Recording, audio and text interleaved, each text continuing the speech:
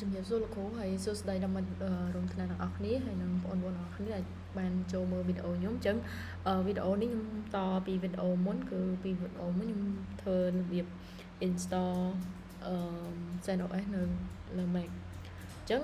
ចំពោះវីដេអូនេះគឺយើងត lecture note ទី1ដែលខ្ញុំចង់និយាយតាក់ទងមួយ comment នៅក្នុង Linux មួយចំនួនអញ្ចឹង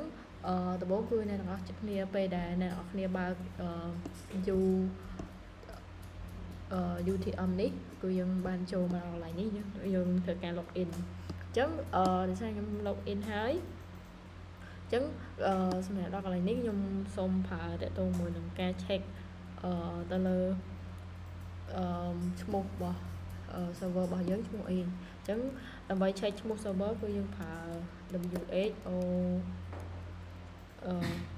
AME នេះយើងធ្វើការ check ជាមួយនឹងឈ្មោះរបស់ local របស់យើងអញ្ចឹងឈ្មោះរបស់ local របស់ខ្ញុំដាក់ឈ្មោះខ្ញុំមួយទៀតគឺយើង check ជាមួយនឹង route directory របស់យើងដើម្បី check route directory យើងប្រើ command WAD នេះអញ្ចឹងយើងធ្វើការ check ដើម្បីយើងដឹងថាយើងនៅ route directory មួយណាអញ្ចឹងរបស់ខ្ញុំនៅក្នុង home ហើយនៅក្នុង slash កាន់សរុបនេះអញ្ចឹងដើម្បីដឹងថានៅក្នុង folder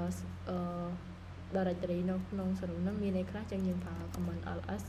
អញ្ចឹងធ្វើការ check ខាងនេះមានអីខ្លះមាន desktop document Linux test នេះទៅអានេះដោយសារ Linux test ខ្ញុំបានធ្វើការ test មុនអញ្ចឹងវាទៅបង្ហាញមកអញ្ចឹងខ្ញុំចង់បង្ហាញតាroute វាជាក់ស្ដែងនេះដែលខ្ញុំត្រូវប្រើតែបង្ហាញតា file ឬក៏ folder នៅក្នុង directory របស់ខ្ញុំហ្នឹងអញ្ចឹងខ្ញុំប្រើ command ls ផងទៅកាន់ a មកអញ្ចឹងវាឃើញជាមួយនឹងរបស់យើងប្រើជាក់ស្ដែងមានអីខ្លះបន្ទាប់ពីយើង check រួចយើងធ្វើការបង្កើតខ្ញុំធ្វើការបង្កើត folder ឬក៏ directory មួយអញ្ចឹងដើម្បីបង្កើត folder ឬក៏ directory មួយយើងប្រើ command mkdir នេះហើយបន្ទាប់មកយើងធ្វើការដាក់ឈ្មោះfolder របស់យើងអញ្ចឹងខ្ញុំដាក់ឈ្មោះថា Linux ទៅLinux អញ្ចឹងបន្ទាប់ពីយើងចូលមកដល់ Linux យើងខានប្រើ command cd ដើម្បីចូលទៅកាន់ Linux ហ្នឹងអញ្ចឹងខ្ញុំចូលដល់ command នេះឯងបន្ទាប់មកខ្ញុំធ្វើការបង្កើតfile TXT នៅក្នុងមួយដើម្បីធ្វើការតេស្ត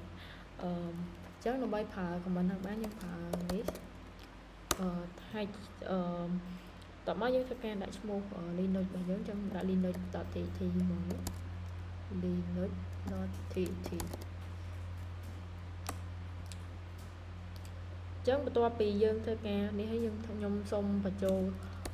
របស់មួយចំនួនដែលនៅក្នុងហ្នឹងដើម្បីតេស្តវាអញ្ចឹងខ្ញុំដាក់ linux easy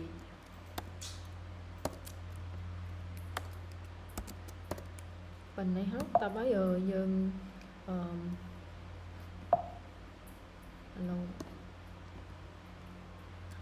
តមកយើងធ្វើការដាក់ឈ្មោះ linux file របស់យើងនេះ linux.txt របស់យើងណាដាក់ linux.txt អញ្ចឹងយើងធ្វើការបង្កើត success ហើយ Linux នេះតបមកដើម្បីយើងចង់ដឹងថានៅក្នុងហ្នឹងយើងមានអីខ្លះអញ្ចឹងយើង check ថាតើន័យដែលយើងបានបញ្ចូលមុនហ្នឹងមានអីខ្លះអញ្ចឹងយើងប្រើ command cast linux.txt មក linux.txt ដែលសារខ្ញុំសរសេរខុសចឹងសូមបែកមកវិញខ្ញុំភ្លេចវងភាពមួយ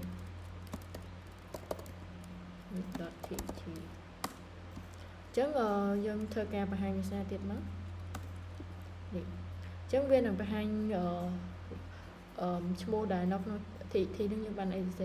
លះវានឹងបង្ហាញក្នុងនឹងមកហើយអញ្ចឹងខ្ញុំសូមកាន់ទៅកាន់ directory ដើមរបស់វាវិញអញ្ចឹងខ្ញុំកាន់ចុច cd ដកមកអញ្ចឹងវាទៅកាន់ local host របស់យើងវិញអញ្ចឹងចំពោះវីដេអូ comment នេះខ្ញុំមានតែប៉ុណ្្នឹងជួបគ្នានៅវីដេអូក្រោយ lecture note ទី2